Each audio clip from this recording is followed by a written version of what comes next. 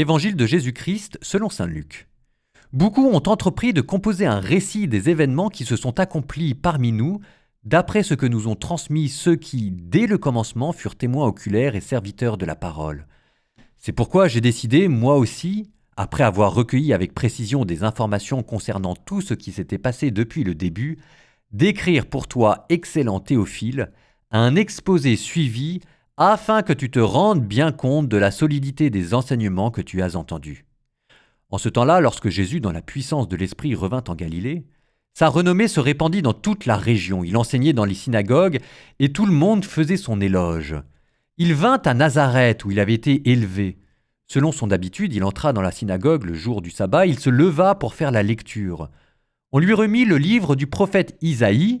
Il ouvrit le livre et trouva le passage où il est écrit « L'Esprit du Seigneur est sur moi, parce que le Seigneur m'a consacré par l'onction.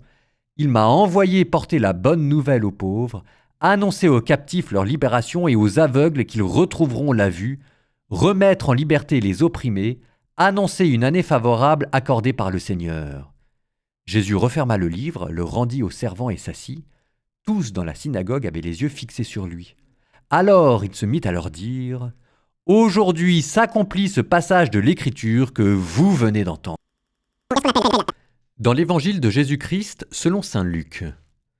L'an 15 du règne de l'empereur Tibère, Ponce Pilate étant gouverneur de la Judée, Hérode étant alors au pouvoir en Galilée, son frère Philippe dans le pays d'Ithurée et de Traconitide, Lysanias en Abilène, les grands prêtres étant Anne et Caïphe, la parole de Dieu fut adressée dans le désert à Jean, le fils de Zacharie. Il parcourut toute la région du Jourdain en proclamant un baptême de conversion pour le pardon des péchés, comme il est écrit dans le livre des oracles d'Isaïe le prophète. Voix de celui qui crie dans le désert, préparez le chemin du Seigneur, rendez droit ses sentiers, tout ravin sera comblé, toute montagne et toute colline seront abaissées, les passages tortueux deviendront droits, les chemins rocailleux seront aplanis et tout être vivant verra le salut de Dieu.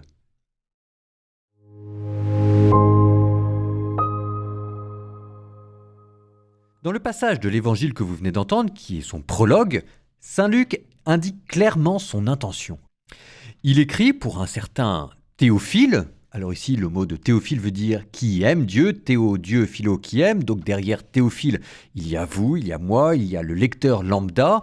Donc il écrit pour un lecteur de bonne volonté et voilà ce qu'il dit dans les premiers versets.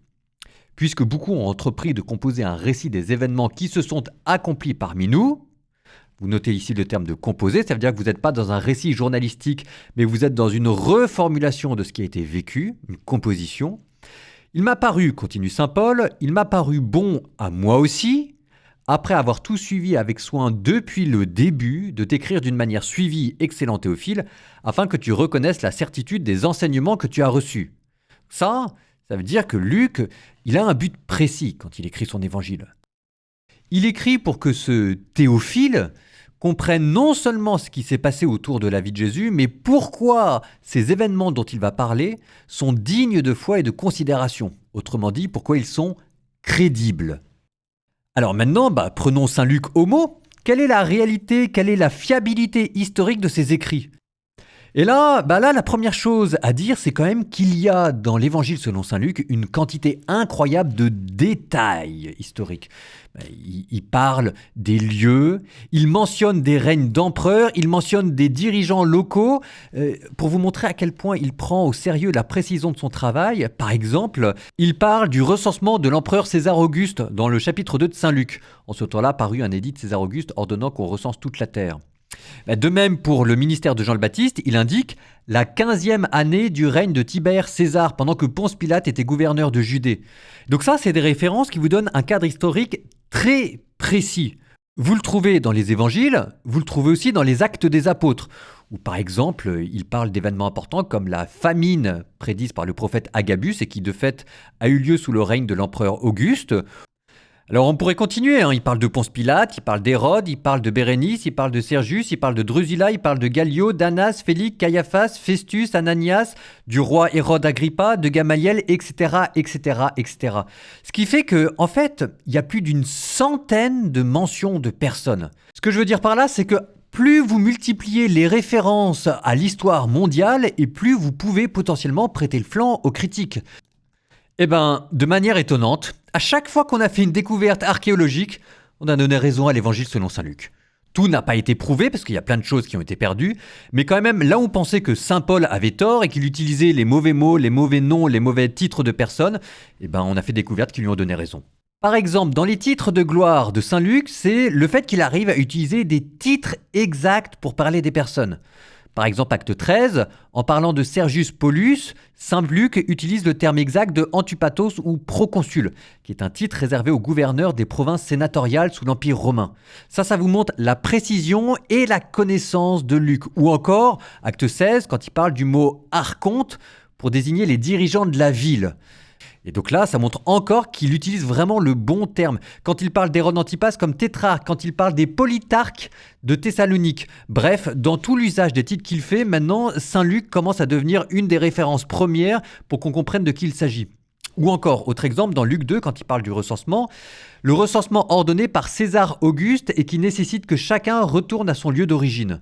Donc ça, au début, on pensait que c'était totalement irréaliste parce qu'un tel mouvement de population aurait forcément perturbé l'économie. Donc on avait du mal à croire à un tel recensement où on oblige les gens à retourner chez eux.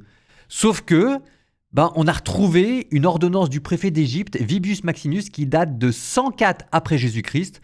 Et on montre qu'il y avait des recensements avec des personnes qui devaient retourner dans leur région d'origine. Donc, saint Luc, encore une fois, a prouvé avant que l'on fasse la découverte archéologique qu'il existait des pratiques de recensement qui étaient très intrusives parce qu'elles obligeaient les gens à retourner chez eux. Ou encore, si jamais vous regardez, il y a 32 pays mentionnés, 54 villes et 9 îles. Dans toutes ces mentions-là, il n'y a aucune erreur. Donc il y a vraiment un souci d'exactitude historique avéré chez saint Luc.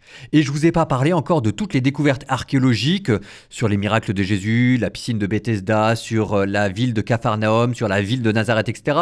Parce que ça, en fait, c'est des détails archéologiques qui confirment l'ensemble des évangiles. Et que là, mon point était uniquement sur saint Paul. Mais quand saint Luc vous dit au début de son évangile... Beaucoup ont entrepris de composer un récit des événements qui se sont accomplis parmi nous. Il m'a paru bon, après m'être informé exactement de tout, il m'a paru bon de t'offrir un récit suivi excellent Théophile afin que tu reconnaisses la certitude des enseignements. Là, vraiment, c'est à prendre au pied de la lettre. C'est-à-dire que non seulement les évangiles dans leur ensemble ont été confirmés par les découvertes archéologiques, mais en plus, il y a dans saint Luc un souci du détail qui vraiment est propre à saint Luc. Et ça, ça nous invite à considérer avec beaucoup de sérieux en fait les récits évangéliques et leur portée historique. Alors après, on croit ou on croit pas, ça c'est le mystère de la foi et de la résurrection, mais enlever la résurrection, qui est vraiment le domaine de la foi, que vous ne pourrez jamais prouver, ce qui ne veut pas dire qu'il n'y a pas d'argument historique pour ça non plus, mais là quand même, vous avez avec les évangiles des documents étonnants d'honnêteté historique. Et ça, c'est pas tout le temps que ça se rencontre, donc ça mérite d'être dit.